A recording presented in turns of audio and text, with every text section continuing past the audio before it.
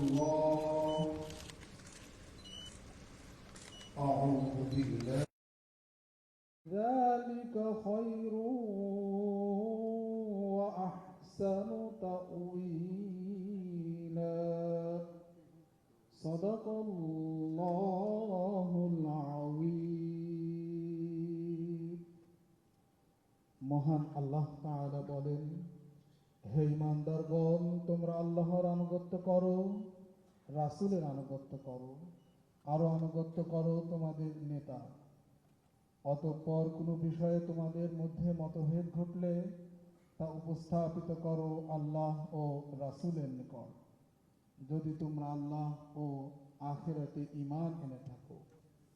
আর এটাই কল্যাণকর এবং পরিণতির দিক দিয়েও অতি উত্তম। সূরা আন-নিসা আয়াত 59। প্রতিরক্ষা উপদেষ্টা, সেনাবাহিনী প্রধান, নৌবাহিনী প্রধান, বিমান বাহিনী প্রধান, অনুষ্ঠানে উপস্থিত অফিসার্স এবং সৈনিকবৃন্দ এবং দেশে বিদেশে অনলাইনে সংযুক্ত সেনা, নৌ ও বিমান বাহিনীর সকল অফিসার্স, জেসিও এবং সকল পর্যায়ের সদস্যবৃন্দ, আসসালামু আলাইকুম। প্রতিরক্ষা এবং প্রধানমন্ত্রী হিসাবে শুধুমাত্র দায়িত্ব পালনের অংশ হিসেবেই নয়, বরং একজন গর্বিত শহীদ সেনা এবং মুক্তিযোদ্ধা পরিবারের সদস্য হিসাবে আজকের এই অনুষ্ঠানে আপনাদের সামনে উপস্থিত হতে পেরে আমি অত্যন্ত আনন্দিত। আজকের এই ধরনের অনুষ্ঠান এবং এই প্রতিবেশ আমার কাছে নতুন নয়, বরং এই ধরনের অনুষ্ঠান দেখতে দেখতেই আমি বড় হয়ে উঠেছি। সুতরাং আজকের এই অনুষ্ঠানে এসে স্বাভাবিকভাবেই আমি কিছুটা নস্টালজিক। উপস্থিত সশস্ত্র বাহিনীর অফিসার্স এবং সৈনিকবৃন্দ, আমার শৈশব কৈশোরের স্মৃতির অনেকখানি দখল করে রয়েছে সশস্ত্র বাহিনীর কঠোর নিয়মানুবর্তিতা এবং দায়িত্বশীলতা। কুচকাওয়াজের শব্দ আর বিউগলের সুর আমার অতি পরিচিত। সেনা পরিবেশেই আমি আমার পিতা, মাতা এবং আমার একমাত্র ছোট ভাইয়ের সঙ্গে বেড়ে উঠেছি। আজ আমি আপনাদের সামনে সেনা নিবাসে এই দরবারে যখন দাঁড়িয়েছি, তখন আমার মা, বাবা, একমাত্র ভাই আর আমাদের মাঝে নেই। এমনকি আমাদের সকলের স্মৃতি বিজড়িত সেনানিবাসের বাড়িটিও আমাদের কাছ থেকে কেড়ে নেওয়া হয়েছে। সেনা পরিবেশে বেড়ে ওঠার কালেই অনেক প্রিয় মুখের কথা এই মুহূর্তে আমার মনে পড়ছে আজকের এই অনুষ্ঠানে। যারা আমার বেড়ে ওঠার দিনগুলোতে আমার পরিবারের সাথে খুব কাছে থেকে সম্পৃক্ত ছিলেন, আমার বাবার কর্মজীবনে পাশে থেকে তাকে সহায়তা করেছেন, গভীর শ্রদ্ধার সঙ্গে এই মুহূর্তে তাদের কথাগুলো মনে পড়ছে, তাদেরকে আমি স্মরণ করছি গভীর শ্রদ্ধার সঙ্গে। উপস্থিত সশস্ত্র বাহিনীর অফিসার্স এবং সৈনিকবৃন্দ, এই অনুষ্ঠানের শুরুতেই আমি শ্রদ্ধা ভরে স্মরণ করছি স্বাধীনতার ঘোষক শহীদ রাষ্ট্রপতি জিয়াউর রহমানকে, যিনি বাংলাদেশের স্বাধীনতার ঘোষণা দিয়েছিলেন। স্বাধীনতার ঘোষণা দিয়েই ক্ষান্ত থাকেননি। তৎকালীন সেনা কর্মকর্তা, সদস্য এবং মুক্তিকামী জনগণকে সঙ্গে নিয়ে বাংলাদেশের স্বাধীনতা অর্জনের যুদ্ধে ঝাঁপিয়ে পড়েছিলেন। স্বাধীনতা এবং মুক্তিযুদ্ধের স্মৃতি নিয়ে শহীদ প্রেসিডেন্ট জিয়াউর রহমানের নিজের লেখা একটি প্রবন্ধ রয়েছে, একটি জাতির জন্ম শীর্ষক এই নিবন্ধে স্বাধীনতা এবং মুক্তিযুদ্ধের প্রেক্ষাপট এবং এর সূচনা লগ্ন, মুক্তিযুদ্ধে মেজর জিয়াউর রহমান এবং সেনাবাহিনীর ভূমিকা সুস্পষ্টভাবে বর্ণিত রয়েছে এই নিবন্ধে। 1972 সালের 26শে মার্চ বাংলাদেশের প্রথম স্বাধীনতা এবং জাতীয় দিবস উপলক্ষে অধুনা লুপ্ত দৈনিক বাংলা পত্রিকার বিশেষ ক্রোড়পত্রে প্রকাশিত একটি জাতির জন্ম শীর্ষক নিবন্ধের শেষ প্যারায় শহীদ জিয়াউর রহমান লিখেছিলেন, সময় অতি মূল্যবান, আমি ব্যাটালিয়নের অফিসার, জেসিও আর জওয়ানদের ডাকলাম, তাদের উদ্দেশ্যে ভাষণ দিলাম। তারা সবাই জানত। আমি সংক্ষেপে সব বললাম এবং তাদের নির্দেশ দিলাম সশস্ত্র সংগ্রামে অবতীর্ণ হতে। তারা সর্বসম্মতিক্রমে হৃষ্টচিত্তে এই আদেশ মেনে নিল। আমি তাদের একটা সামরিক পরিকল্পনা দিলাম। তখন রাত 2:15, 26শে মার্চ 1971 সাল। রক্তের আখরে বাঙালির হৃদয় লেখা একটি দিন। বাংলাদেশের জনগণ চিরদিন স্মরণ রাখবে এই দিনটিকে, স্মরণ রাখবে ভালোবাসায়। এই দিনটিকে তারা কোনোদিন ভুলবে না, কোনো দিন না। স্বাধীনতার ঘোষকের লেখা একটি জাতির জন্ম নিবন্ধনটি আবারও 1974 সালের তৎকালীন সাপ্তাহিক বিচিত্রায় হুবহু প্রকাশিত হয়েছিল। রক্তাঙ্গনের চাক্ষুষ স্মৃতি নিয়ে শহীদ জিয়ার লেখা নিবন্ধটি যখন প্রকাশিত হয়েছিল, সেই সময়টিতে প্রায় সকল মুক্তিযোদ্ধারাই ছিলেন জীবিত বা বর্তমান, এবং তারা ছিলেন সেই সময় সাক্ষী। আমি মনে করি স্বাধীনতার ঘোষকের লেখা একটি জাতির জন্ম আমাদের স্বাধীনতা এবং মুক্তিযুদ্ধের ইতিহাসে এক অনন্য দলিল। উপস্থিত অফিসার্স এবং সৈনিকবৃন্দ, সামরিক, আধা সামরিক এবং বেসামরিক জনগণ, আমরা সবাই মিলে যুদ্ধ করে বাংলাদেশের স্বাধীনতা অর্জন করেছিলাম। আমি এই অনুষ্ঠানে আমাদের মহান মুক্তিযুদ্ধের বীর শহীদদের স্মরণ করছি, যাদের অসীম আত্মত্যাগে আমাদের স্বাধীন এবং সার্বভৌম আজকের এই বাংলাদেশ। দেশের স্বাধীনতা অর্জনের পরও বিভিন্ন সময় দেশের স্বার্থ বিরোধী তৎপরতা মোকাবেলা কিংবা বিদেশের মাটিতে দেশ এবং দেশের সশস্ত্র বাহিনীর গৌরব এবং মর্যাদা সমুন্নত রাখতে গিয়ে সশস্ত্র বাহিনীর যারা জীবন দিয়েছেন, যার মধ্যে পার্বত্য চট্টগ্রামে 217 জন এবং জাতিসংঘ শান্তিরক্ষা মিশনে গিয়ে এ পর্যন্ত 151 জন জীবন উৎসর্গ করেছেন, অনেকে হয়েছেন আহত।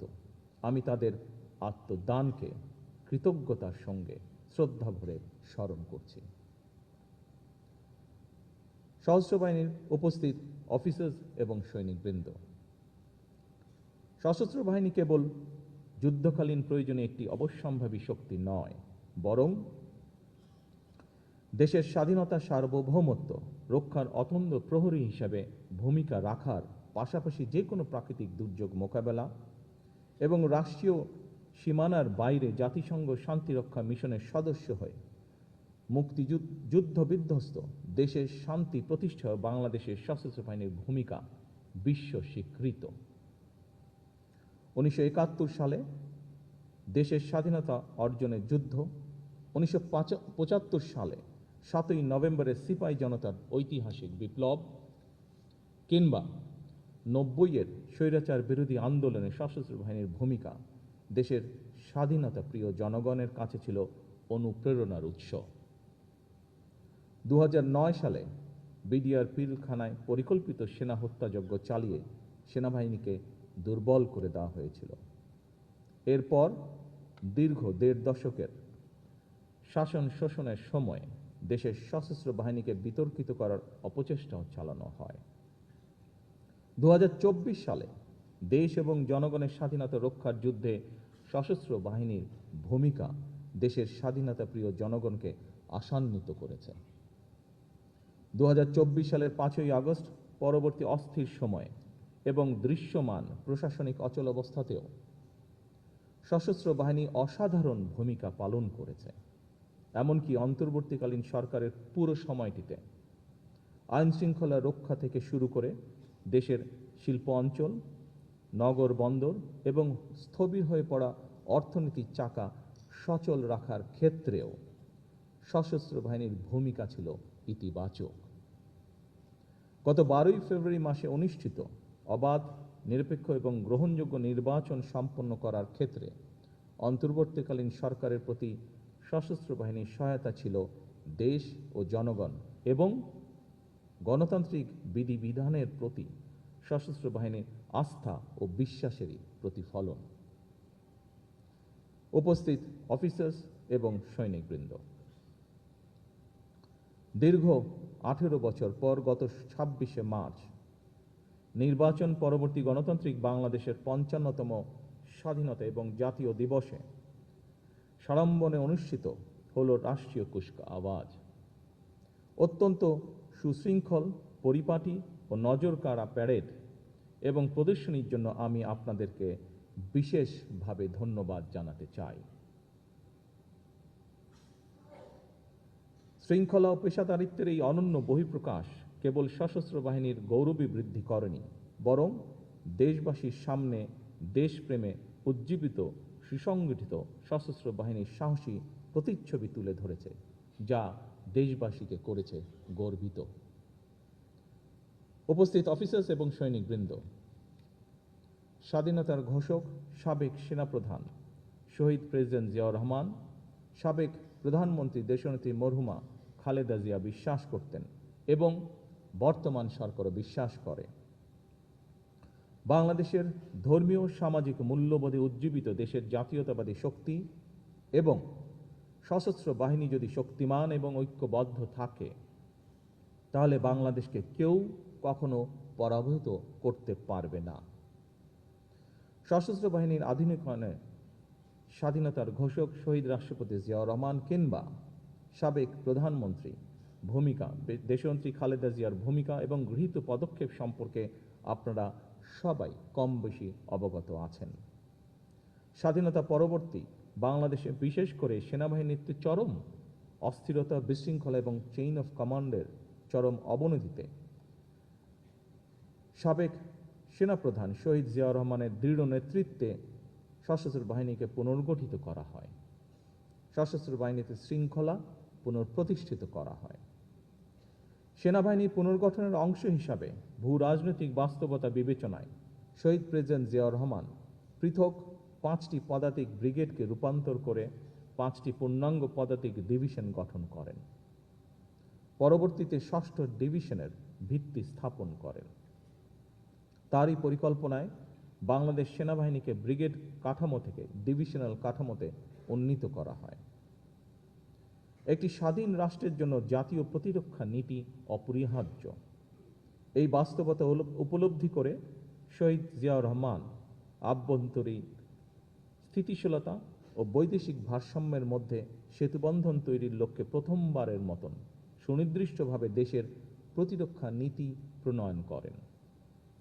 যুদ্ধকালীন সময় 1971 সালের 21শে নভেম্বর সমন্বিত আক্রমণকে তিনি বাংলাদেশের প্রথম যৌথ যুদ্ধের মডেল হিসেবে স্বীকৃতি দিয়ে আধুনিক রণকৌশলের ভিত্তি মজবুত করেছিলেন।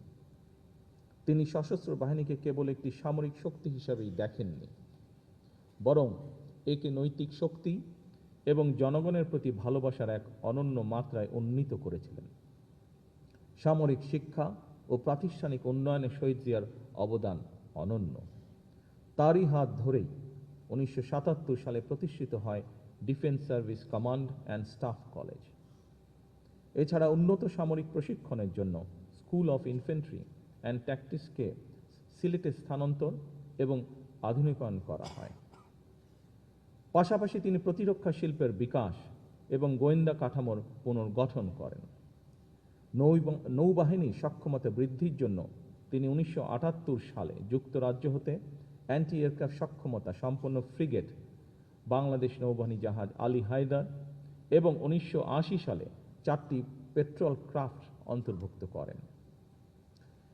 আন্তর্জাতিক অঙ্গনেও তার দূরদর্শী পদক্ষেপের ফলে 1981 সালে কুয়েতে প্রথম বৈদেশিক মিশনের মাধ্যমে আন্তর্জাতিক অঙ্গনে বাংলাদেশ সশস্ত্র বাহিনীর কার্যক্রমের সূচনা ঘটে, যা আজ বিশ্বব্যাপী স্বীকৃত। শহীদ রাষ্ট্রপতি জিয়াউর রহমান উপলব্ধি করেছিলেন যে একটি ছোট অর্থনীতি এবং সীমিত সামরিক সম্পদের রাষ্ট্র হিসেবে বাংলাদেশ কেবল প্রচলিত সামরিক শক্তির উপর নির্ভর করে টিকে থাকতে পারবে না।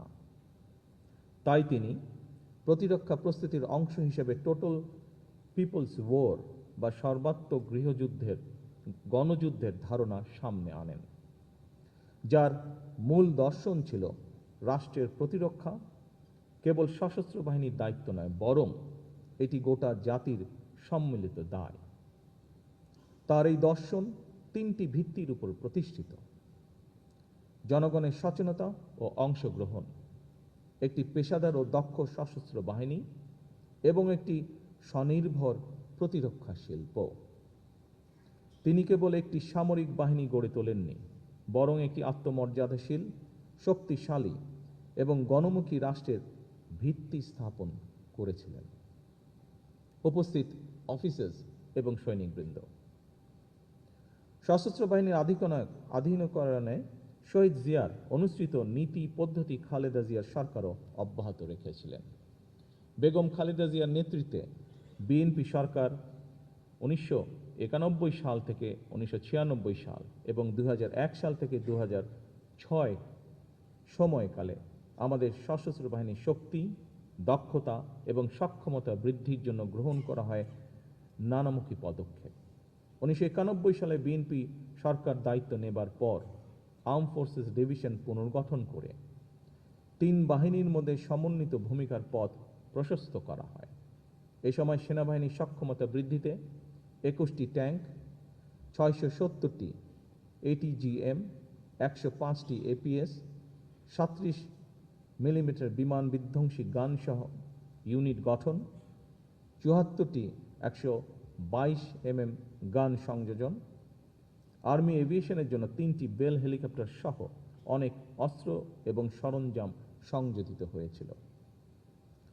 নৌবাহিনীর সক্ষমতা বৃদ্ধির জন্য 1992 সালে 4টি মিসাইল বোট, 1994 সালে 4টি মাইন সুইপিং জাহাজ, 2002 সালে বাংলাদেশ নৌবাহিনী জাহাজ সালাম ও অগ্রদূত, 2003-4 সালে 5টি OPV, 2টি পেট্রোল ক্রাফট, 2টি টাগবোট সংযোজিত হয়। ত্রিমাত্রিক নৌবাহিনী গড়ে তোলার লক্ষ্যে 2003 সালেই 4টি সাবমেরিনের সমন্বয় সাবমেরিন স্কোয়াড গঠনের নীতিগত অনুমোদন হয়, যার ধারাবাহিকতায় 2017 সালে 2টি সাবমেরিন নৌবহরে সংযুক্ত হয়েছে। যুদ্ধ জাহাজ ও টহল সক্ষমতা বৃদ্ধি, উপকূলীয় নজরদারি এবং সামগ্রিক নিরাপত্তা ব্যবস্থার উন্নয়ন এবং আন্তর্জাতিক সহযোগিতা সম্প্রসারণের মাধ্যমে বাংলাদেশের নৌবাহিনীকেও আরও শক্তিশালী ও কার্যকর বাহিনী হিসাবে গড়ে তোলা হয়েছিল। বিমান বাহিনীর শক্তি বৃদ্ধির জন্য 1991 থেকে 96 সাল এবং 2001 থেকে 2006 সালের মধ্যে 15টি Mi-17 হেলিকপ্টার, 22টি F-6 যুদ্ধ বিমান, 8টি L-39ZA যুদ্ধ বিমান, 12টি T-37B যুদ্ধ বিমান, একটি N-32 পরিবহন বিমান এবং 26টি PT-6 প্রাইমারি প্রশিক্ষণ বিমান ক্রয় করা হয়েছিল। একই সাথে বগুড়া ও মৌলভীবাজার রাডার ইউনিটের মাধ্যমে বিমান বাহিনীর রাডার নেটওয়ার্ককে করা হয়েছিল শক্তিশালী। 101 বিশেষ ফ্লাইং ইউনিট স্থাপন করা হয়েছিল, যার মাধ্যমে আকাশ সীমা পর্যবেক্ষণ ও প্রতিরক্ষা ব্যবস্থাকে করা হয়েছিল আরও শক্তিশালী। এই সমস্ত পদক্ষেপের ফলে বাংলাদেশ বিমান বাহিনী ধীরে ধীরে আরও শক্তিশালী, কার্যকর এবং জাতীয় নিরাপত্তার জন্য অপরিহার্য বাহিনী হিসেবে আত্মপ্রকাশ করেছে। উপস্থিত সশস্ত্র বাহিনীর অফিসার্স এবং সৈনিকবৃন্দ, আপনারা অবশ্যই অবগত আছেন সশস্ত্র বাহিনীকে মডার্নাইজ করার জন্য ফোর্সেস গোলের প্রাথমিক ধারণা ও কাজ 2003 সালের থেকে বেগম খালেদা জিয়ার সময় থেকেই শুরু হয়েছিল। আধুনিক প্রযুক্তি নির্ভর এবং দক্ষতা বৃদ্ধির জন্য সশস্ত্র বাহিনীর সদস্যদের উন্নত প্রশিক্ষণ, সেনা সদস্যদের কল্যাণমূলক উদ্যোগ এবং নতুন ও উন্নত অস্ত্র সংযোজনের মাধ্যমে বাহিনী সমূহের সাংগঠনিক কাঠামো পুনঃসংগঠিত করা হয়েছিল। একই ধারাবাহিকতায় 2002 সালের 10ই জানুয়ারি প্রথমবারের মতন military institute of science and technology MIST সম্প্রসারণ করে বেসামরিক শিক্ষার্থীদের জন্য ভর্তির দ্বার উন্মুক্ত করা হয়েছিল। পাশাপাশি ক্যান্টনমেন্ট পাবলিক স্কুলসমূহের প্রসার, ফেনী ও জয়পুরহাট গার্লস ক্যাডেট কলেজ স্থাপন সহ অন্যান্য ক্যাডেট কলেজগুলো সমূহের সংস্করণ ও মডার্নাইজেশনের উদ্যোগ গ্রহণ করা হয়েছিল, যা শুধু সশস্ত্র বাহিনীর সাংগঠনিক শক্তি বৃদ্ধি নয়, বরং একটি জ্ঞানভিত্তিক, প্রযুক্তিমুখী, পেশাদার এবং সুসংগঠিত বাহিনী হিসাবে বাংলাদেশের গুরুত্বপূর্ণ ভূমিকা রেখেছে। জাতিসংঘ শান্তিরক্ষা মিশনে বাংলাদেশের অংশগ্রহণকে বিএনপি সরকার এক নতুন উচ্চতায় নিয়ে গিয়েছিল। কুয়েত, হাইতি, রুয়ান্ডা ও অ্যাঙ্গোলা সহ বিভিন্ন মিশনে সশস্ত্র বাহিনী তথা আপনাদের অভাবনীয় সাফল্য আজ বিশ্বজুড়ে বাংলাদেশের ভাবমূর্তিকে করেছে উজ্জ্বল।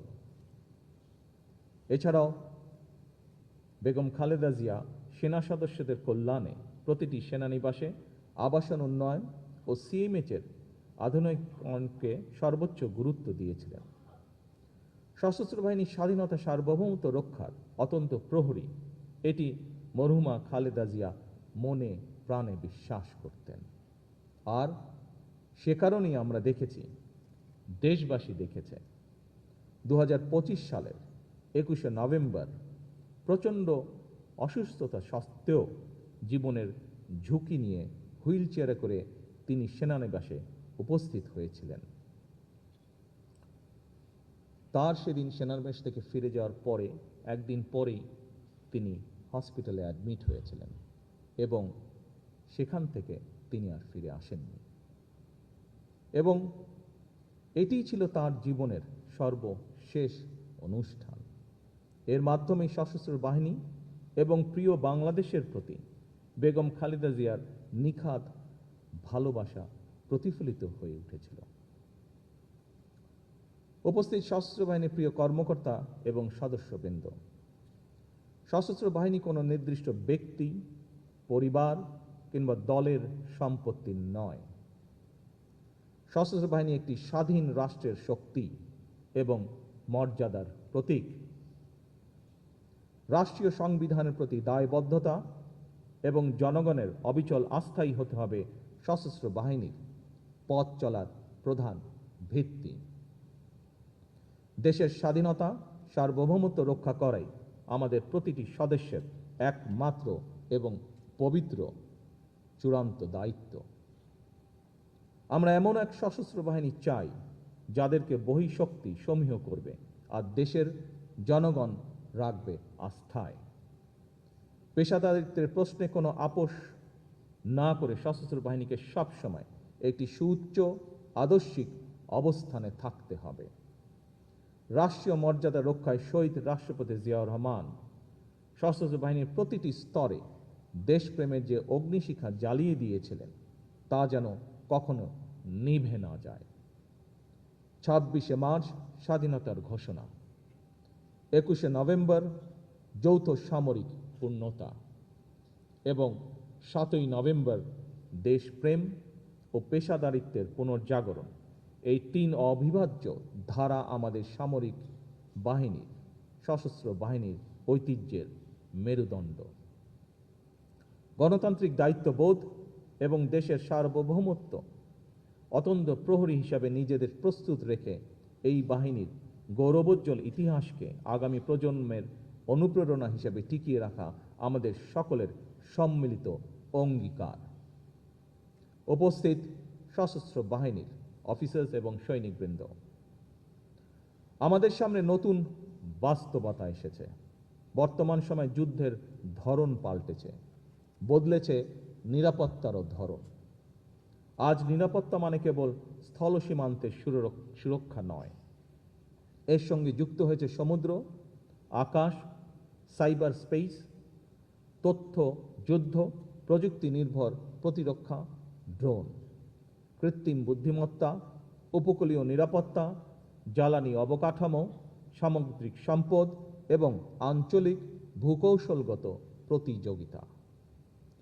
সশস্ত্র বাহিনীকে শুধুমাত্র আধুনিক যুদ্ধ সরঞ্জাম সংযোজনেই সীমাবদ্ধ না থেকে বরং একই সাথে সমান গুরুত্বের সাথে পেশাগত দক্ষতা, কৌশলগত প্রজ্ঞা ও জ্ঞানভিত্তিক সক্ষমতা বৃদ্ধিতে সর্বদা সচেষ্ট থাকতে হবে, যাতে করে সশস্ত্র বাহিনী যে কোনো সমসাময়িক ও ভবিষ্যৎ নিরাপত্তার চ্যালেঞ্জ মোকাবেলা করতে সক্ষম হয়। এই বাস্তবতাকে সামনে রেখে সশস্ত্র বাহিনীর উন্নয়নে আমাদের সরকারের নির্বাচনী ইশতেহারে বিশেষ প্রাধান্য দেওয়া হয়েছে। শুধুমাত্র সশস্ত্র বাহিনী নয়, নির্বাচনের আগে ঘোষিত ইশতেহারে দেশের প্রতিটি সেক্টরের সংস্কার এবং উন্নয়ন, সেক্টর সকল শ্রেণী পেশার মানুষের অর্থ, সামাজিক এবং জীবনমান উন্নয়নের লক্ষ্যে সুনির্দিষ্ট নীতিমালা এবং কর্মসূচি প্রকাশ করা হয়েছিল। নারীর অর্থনৈতিক ক্ষমতা উন্নয়নে লক্ষ্যে দেশের প্রায় 4 কোটি পরিবারের নারী প্রধানের কাছে আমরা ফ্যামিলি কার্ড পৌঁছে দিতে চাই পর্যায়ক্রমিকভাবে। ক্রীড়াকে পেশা হিসেবে প্রতিষ্ঠিত করার লক্ষ্যে ক্রীড়া কার্ড এরই মধ্যে দেওয়ার কার্যক্রম শুরু হয়েছে।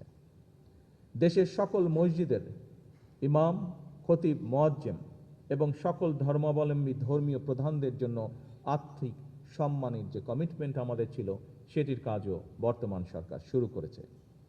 দেশে অনাহত বন্যা, খরা মোকাবেলা করে পানি ব্যবস্থাপনা এবং সেচ এবং বিশেষ করে কৃষি সেচ সুবিধা নিশ্চিত করার লক্ষ্যে খাল খনন কর্মসূচির কাজ এরই ভিতরে শুরু হয়েছে।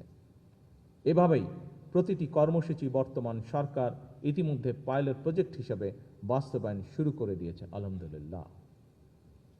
একটি নীতিমালার ভিত্তিতে পর্যায়ক্রমে সারা দেশে সবাই সরকার ঘোষিত এই সকল সুবিধাগুলি পাবেন ইনশাআল্লাহ।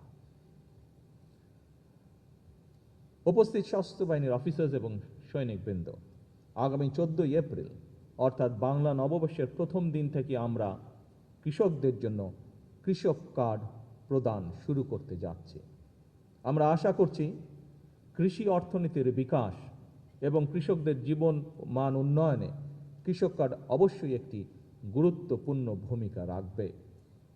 পর্যায়ক্রমে সারা দেশের সকল কৃষক এই সুবিধা পাবে, যা প্রায় 2,75,00,000 কৃষক, যারা সরাসরি কৃষি পেশার সাথে জড়িত। এছাড়াও বর্তমান সরকার কৃষি ও মৎস্য খাতে 10,000 টাকা পর্যন্ত কৃষি ঋণ সুদসহ মওকুফ করেছে। এতে করে প্রায় 12 লক্ষ কৃষক সরাসরি উপকৃত হয়েছেন। বিশ্বের বিভিন্ন দেশে প্রায় 1.5 কোটি প্রবাসী বাংলাদেশি রয়েছেন। বর্তমান সরকার তাদের জন্য প্রবাসী কার্ড প্রদানের সিদ্ধান্ত গ্রহণ করেছে, যা পর্যায়ক্রমিকভাবে বাস্তবায়ন করা হবে। শুধুমাত্র আর্থসামাজিক কর্মসূচি নয়, রাষ্ট্র মেরামতের লক্ষ্যে বিএনপি সরকার জুলাই সনদ স্বাক্ষর করেছিল।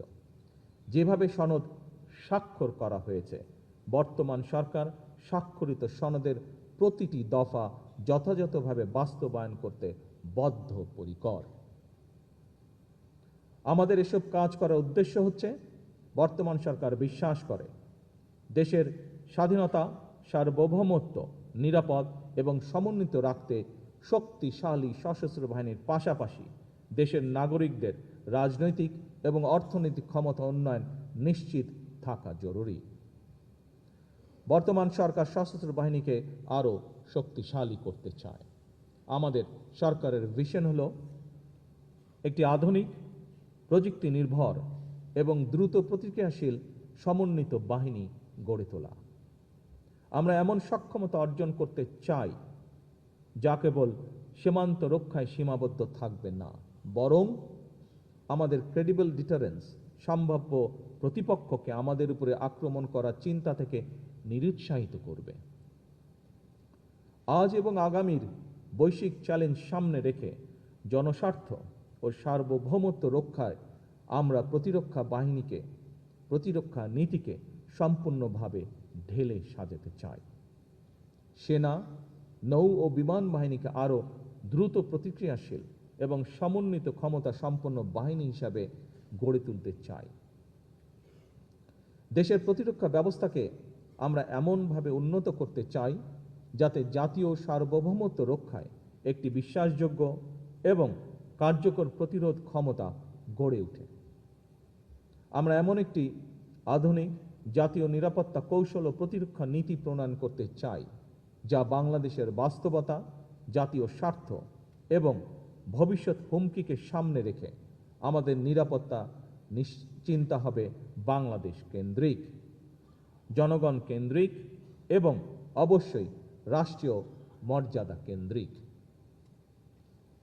সম্মানিত উপস্থিত অফিসার্স এবং সৈনিকবৃন্দ, আপনারা নিঃসন্দেহে অবগত আছেন সশস্ত্র বাহিনীকে আধুনিকরণের জন্য ফোর্সেস গোলের প্রাথমিক ধারণা এবং কার্যক্রম 2003 সালে বেগম খালেদা জিয়ার সরকারের শাসনামলে শুরু হয়েছিল। আমাদের লক্ষ্যের কোনো পরিবর্তন হয়নি।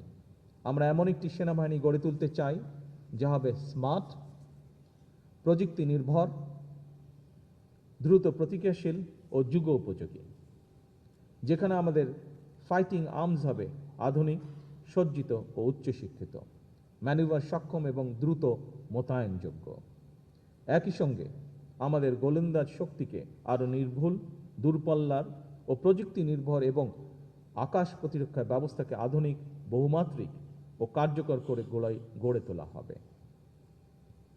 আমরা ড্রোন টেকনোলজি, স্যাটেলাইট নজরদারি এবং ইলেকট্রনিক যুদ্ধের সক্ষমতা বৃদ্ধির মাধ্যমে আমাদের প্রতিরক্ষা ব্যবস্থাকে অবৈধ করে গড়ে তুলতে চাই। সাইবার সক্ষমতা বৃদ্ধির মাধ্যমে বাহিনীর ডিজিটাল নিরাপত্তা ও ডেটা ইন্টিগ্রিটি নিশ্চিত করতে চাই আমরা। সেই সাথে আমরা আধুনিক ও স্মার্ট সমরাস্ত্র যুক্ত করার মাধ্যমে সেনাবাহিনীর সক্ষমতাকে অন্য উচ্চতায় আমরা নিয়ে যেতে চাই।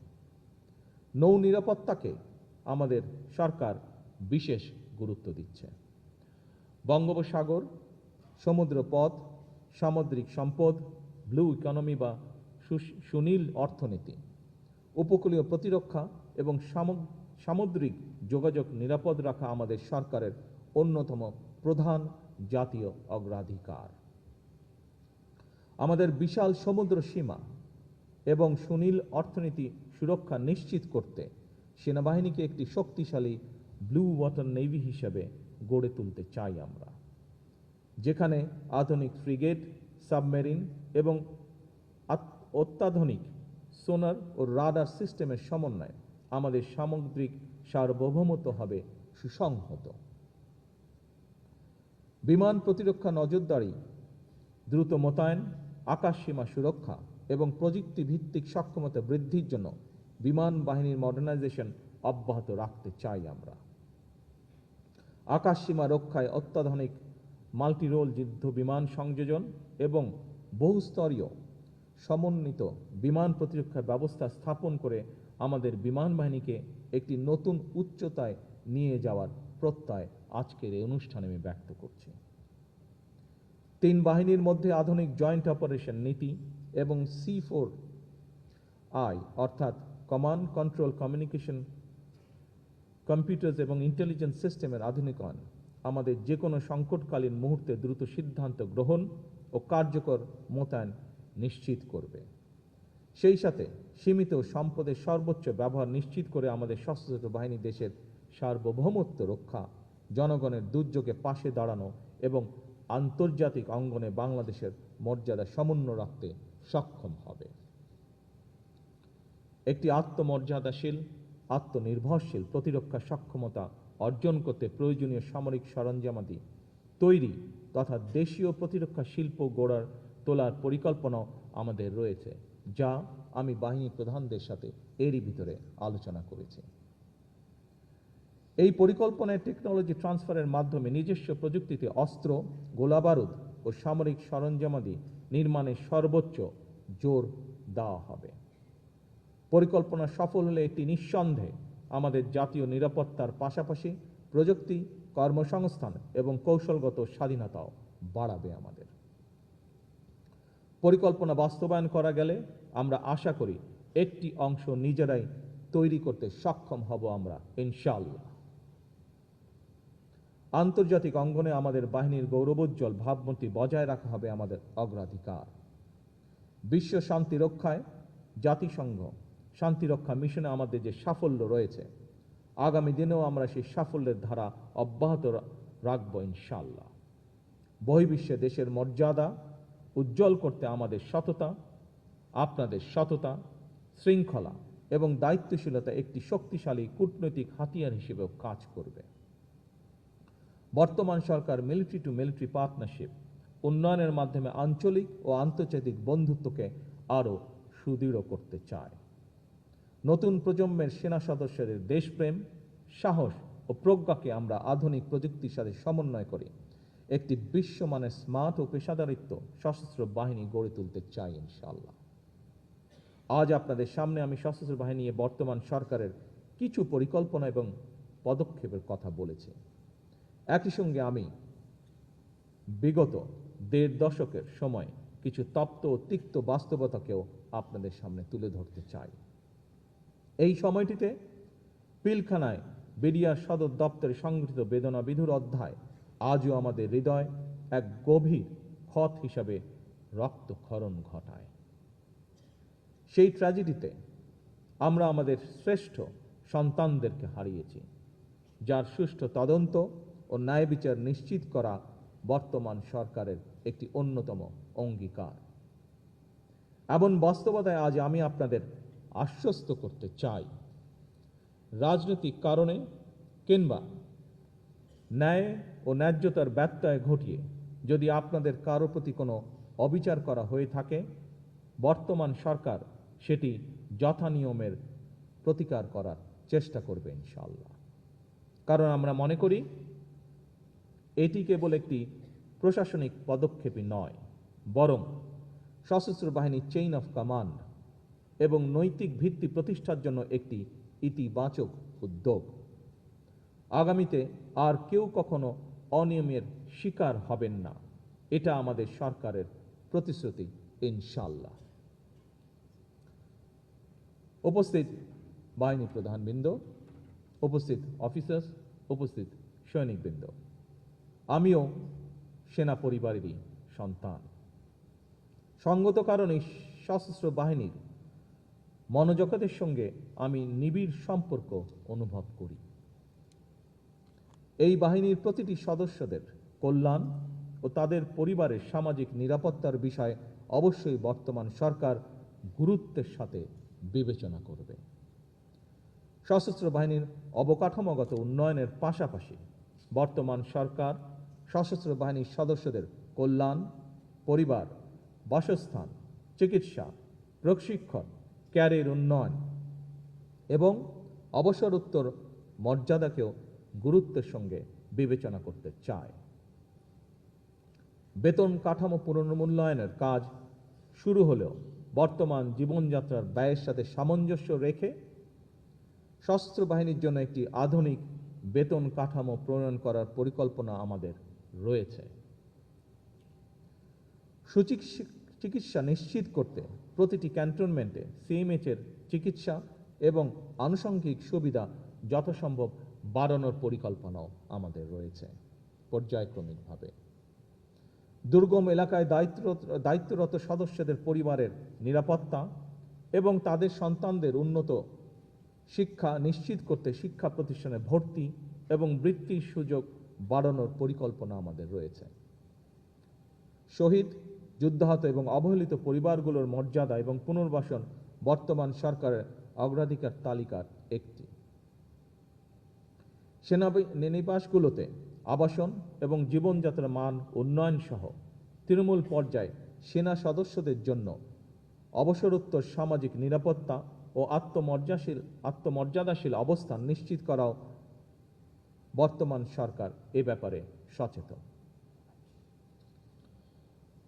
বর্তমান সরকার ইতিমধ্যেই অবসরপ্রাপ্ত সেনাদের জীবনমান উন্নয়নে তাদের দীর্ঘদিনের প্রত্যাশা অনুযায়ী ওয়ান র্যাঙ্ক ওয়ান পেনশন নীতি চালুর ব্যাপারে নীতিগতভাবে আমরা একমত, যা আমাদের নির্বাচনী ম্যানিফেস্টোতেও আমরা উল্লেখ করেছি। উপস্থিত সশস্ত্র বাহিনীর অফিসার্স এবং সৈনিকবৃন্দ, এবার আমি আপনাদের সামনে কিছু কৌশলগত দিক নির্দেশনা রাখতে চাই। আপনারা সংবিধান, শপথ, শৃঙ্খলা এবং কমান্ডের প্রতি অবিচল থাকবেন। আমাদের সকলকে মনে রাখতে হবে, চেইন অফ কমান্ড, ডিসিপ্লিন এবং পেশাদারিত্ব সশস্ত্র বাহিনীর সফলতার মূল চাবিকাঠি। সুতরাং নিজেদের পেশাগত দক্ষতা ক্রমাগত উন্নত করার কোনোই বিকল্প নেই।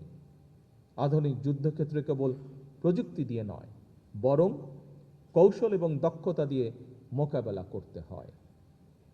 এর জন্য প্রয়োজনীয় আন্তঃবাহিনী সমন্বয় এবং কৌশলগত চিন্তা শক্তির সংমিশ্রণ থাকতে হবে অবশ্যই। জনগণের সঙ্গে আপনাদের সম্পর্ক হবে আস্থা, বিশ্বাস ও গভীর দায়িত্ববোধের। এর ভিত্তিতেই গড়ে ওঠা এক অটুট বন্ধন। এই বন্ধনই আপনাদের শক্তি এবং প্রেরণা হিসাবে কাজ করবে। আমাদের মনে রাখতে হবে, বাংলাদেশের প্রতিটি নাগরিক সশস্ত্র বাহিনীকে শুধু শেষ ভরসার আশ্রয় হিসেবেই দেখে না, বরং সাহস, দৃঢ়তা এবং নির্ভরতার প্রতীক হিসেবেও তারা আপনাদেরকে দেখে। আপনাদের প্রতি জনগণের এই অকৃত্রিম আস্থা এবং ভালোবাসাই যেন আপনাদের অন্যতম চালিকা শক্তি ও অনুপ্রেরণা হয়। দুর্নীতি, দায়িত্বে অবহেলা, অব্যবস্থাপনা এবং ক্ষমতার অপব্যবহার থেকে নিজেকে সর্বতোভাবে বিরত রাখবেন। আমাদেরকে মনে রাখতে হবে, দেশের সম্পদ সুষ্ঠু ব্যবহার নিশ্চিত করা এবং অপচয় রোধ করা আমাদের সবার নৈতিক এবং পেশাগত দায়িত্ব। আন্তর্জাতিক অঙ্গনে দায়িত্ব পালনকালে, বিশেষত শান্তিরক্ষা মিশনে নিয়োজিত অবস্থায় বাংলাদেশের মর্যাদাকে সবার উপরে স্থান দিতে হবে। কারণ আপনি সেখানে শুধুমাত্র একজন সৈনিক নন, বরং বাংলাদেশের একজন প্রতিনিধি। সেখানে আপনি উপস্থিত সশস্ত্র বাহিনীর অফিসার্স এবং সৈনিকবৃন্দ, বাংলাদেশকে আমরা এমন একটি রাষ্ট্র হিসেবে গড়ে তুলতে চাই যে বাংলাদেশ কারো আধিপত্য মেনে নেবে না, যে বাংলাদেশ বিশ্ব দরবারে মাথা উঁচু করে দাঁড়াবে। আন্তর্জাতিক সম্পর্কের মাত্রা নির্ধারিত হবে পারস্পরিক সম্মান, স্বার্থ এবং সমতার ভিত্তিতে। এক্ষেত্রে সশস্ত্র বাহিনীর ভূমিকা অপরিসীম। আপনারা যদি আধুনিক, সুশৃঙ্খল এবং পেশাদার হন, দেশপ্রেমে অনড় থাকেন, তাহলে বাংলাদেশ আরও নিরাপদ হবে, আরও মর্যাদাশীল হবে। আমি আপনাদের আশ্বস্ত করে বলতে চাই, সশস্ত্র বাহিনীকে আমরা একটি আধুনিক ও সময় উপযোগী বাহিনী হিসাবে গঠন করতে বদ্ধপরিকর। আপনাদের প্রাপ্য সম্মান, পেশাগত মর্যাদা এবং কল্যাণ নিশ্চিত করতে আমাদের সরকার সর্বদা দায়িত্বশীল থাকবে ইনশাআল্লাহ। একই সঙ্গে আমি আপনাদের কাছ থেকে প্রত্যাশা করি, আপনারা দল মতের ঊর্ধ্বে থেকে কেবল বাংলাদেশকে ধারণ করবেন। প্রয়োজনে নিজের জীবন বিপন্ন করে হলেও সর্বক্ষেত্রে আমরা দেশের স্বার্থকে সবার উপরে প্রাধান্য দিব। আমাদের কাছে সবার আগে বাংলাদেশ। আজকের এই দরবার থেকে আমি একটি বার্তা দিতে চাই, বাংলাদেশ এগোবে শৃঙ্খলা, সক্ষমতা, আত্মমর্যাদা এবং দেশপ্রেমের শক্তিতে। আর সেই অগ্রযাত্রায় আমরা আমাদের সহযোদ্ধা হিসাবে আপনাদের গৌরবময় সশস্ত্র বাহিনীকে পাশে দেখতে চাই। সশস্ত্র বাহিনী যেই কারণে গঠিত হয়েছে, সকল কাজে আমরা সেই উদ্দেশ্যকে স্মরণ রাখব।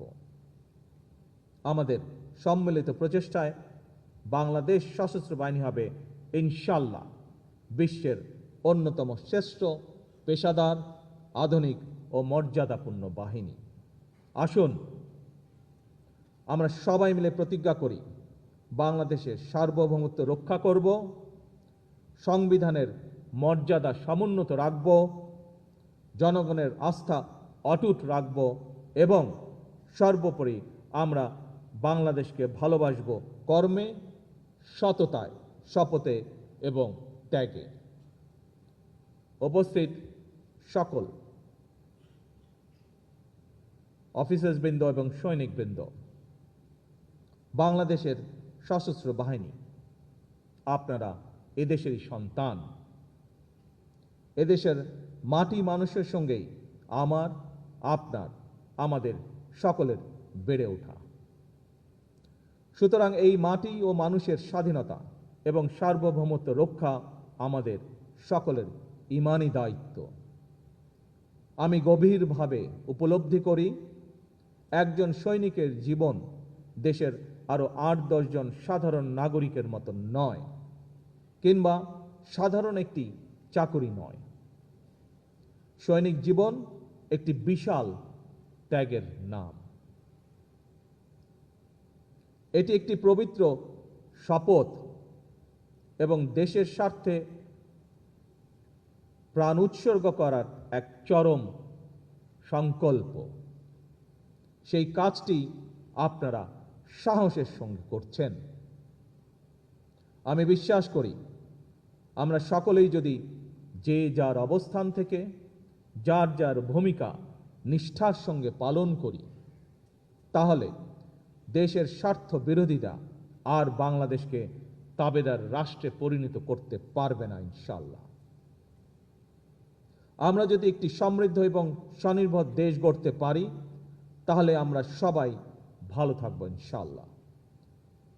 সবাই মিলে ভালো থাকার জন্য একটি গণতান্ত্রিক মানবিক বাংলাদেশ প্রতিষ্ঠার লক্ষ্যে বর্তমান সরকার কাজ করে যাচ্ছে।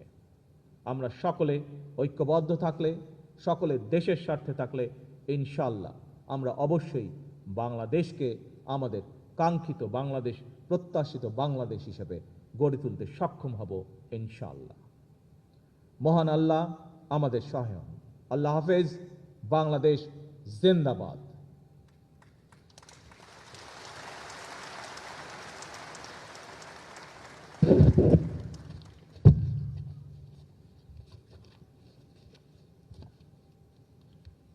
উপস্থিত অফিসার্স এবং সৈনিকবৃন্দ,